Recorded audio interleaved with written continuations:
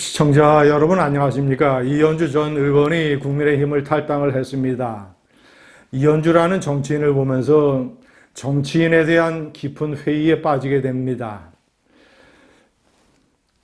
정말이지, 시청자 여러분, 저는 평상시에 그런 주장을 해왔습니다.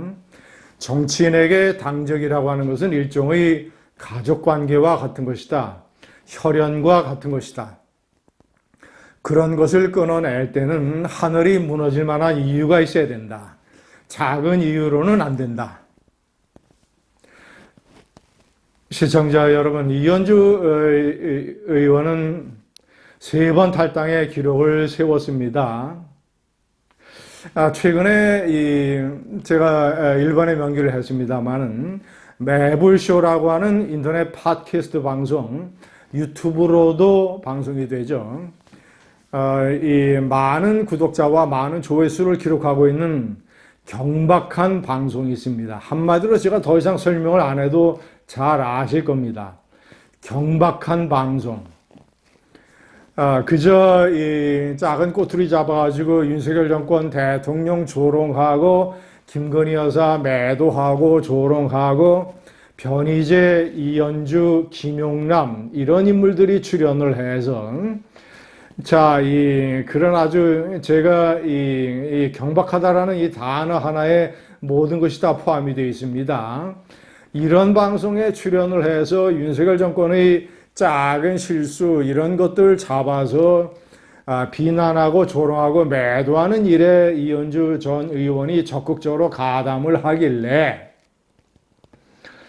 탈당은 당연히 하겠구나. 도대체 무슨 사연이 있어서 저러는 것일까? 자신이 속한 정당에서 온갖 혜택은 다 받아놓고 저렇게 우물에 침을 뱉고 떠나는 이런 심리 상태는 무엇일까? 이런 의문을 제가 항상 가지고 있었습니다. 시청자 여러분, 이현주 전 의원은 서울대학교 불문과를 졸업을 했죠. 그리고 외국대학의 석사 학위도 가지고 있고 한국에서도 석사 학위를 또 하나 가지고 있고 대표적인 인텔리계층이고 그리고 SOL의 법무팀장을 법무담당 이사를 마지막 직책으로 하면서 정치권에 뛰어들었던 상류층 출신의 이런 인물입니다. 저는 항상 의아한 생각을 가지고 있었습니다. 이현주 전 의원이 문재인 정권 때 광화문 집회라든가 이런 여러 가지 종류의 우파 집회에 나와서 문재인 정권과 좌파의 나라 망치기를 공격을 하고 우파 가치를 수호하는 이런 식의 언행과 연설을 보여줄 때 저는 그때도 좀 의아하게 생각을 한 게 있었습니다. 저런 식의 가치관이 머리와 몸에 배인 사람이 어떻게 첫 번째 국회의원 선거를 2012년 그러니까 문재인이가 민주당을 장악하고 있었을 때였죠. 2012년 민주당에 들어가서 민주당의 공천을 받아서 경기도 광명에서 국회의원이 될 생각을 했을까?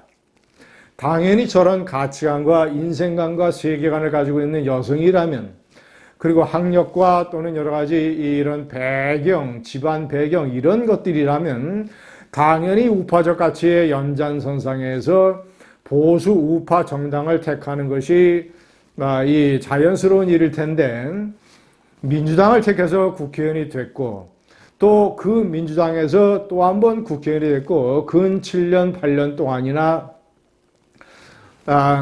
국회의원 이 생활을 민주당 배지로 했습니다. 그러다가 갑자기 민주당의 가치와 스타일과 행동 거지와 여러 가지가 자신과 맞지 않는다는 이유를 대면서 탈당을 합니다. 탈당을 해서 안철수의 국민의당으로 갔다가 또 안철수의 국민의당을 탈당을 합니다. 이번에는 선거법 관련 패스트 트랙 여기에 국민의당이 동조했다는 그런 이유를 대고 있습니다. 제가 모두에 말씀드렸다시피 국회의원이 당을 탈당을 할 때는 하늘이 무너지는 정도의 커다란 이유가 있어야 된다. 그런데 그가 내세우는 이유라고 하는 것들이 국민의당을 탈당할 때도 그렇고 그저 당 안에서 활동하고 개혁을 하고 이래야 되는 문제입니다. 자, 어쨌거나 그러니까 바른미래당, 국민의당이 이제 이 유승민하고 합쳐서 바른미래당이 됐을 때 바른미래당을 탈당을 해서 조그마한 정당 하나를 만들어 놓고 있었습니다.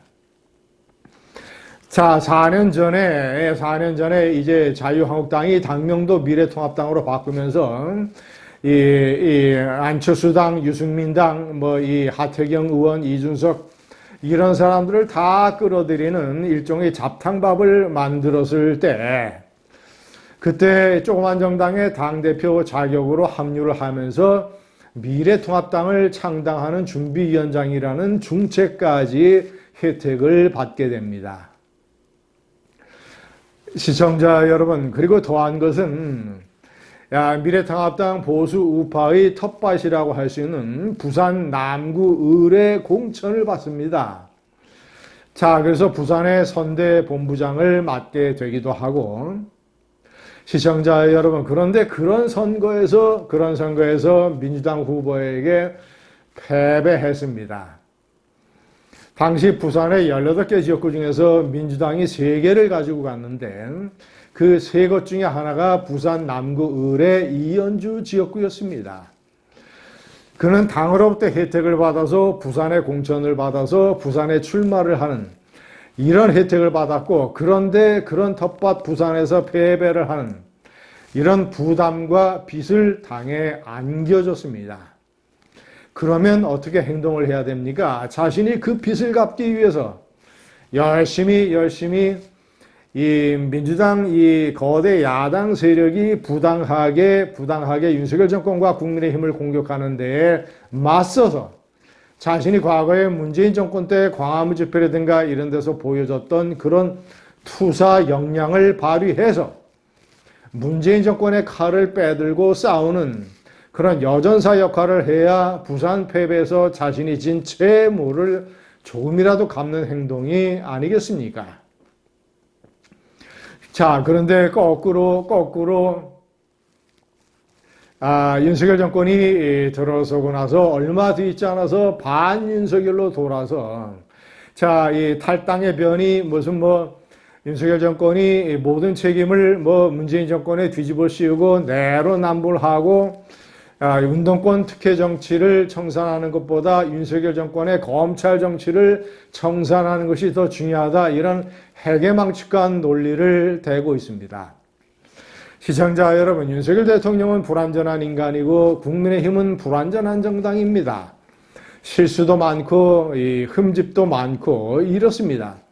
그러나 모든 국회의원을 포함한 모든 구성원들이 그런 거를 다 인정을 하고, 그래도 보수 우파 가치를 소화하는 정당이니까 이 나라 망치는 좌파 민주당에 비해서는 한국 사회에 절대적으로 필요한 정당이니까 그런 흠집은 개혁을 하는, 당내에서 건설적으로 개혁을 하고 좌파 정당에 묵묵하게 싸우는 그런 황소 같은 기질이 필요한데, 흠집을 쪼아대는 까마귀 역할을 하다가 3번째 탈당을 하고 말았습니다.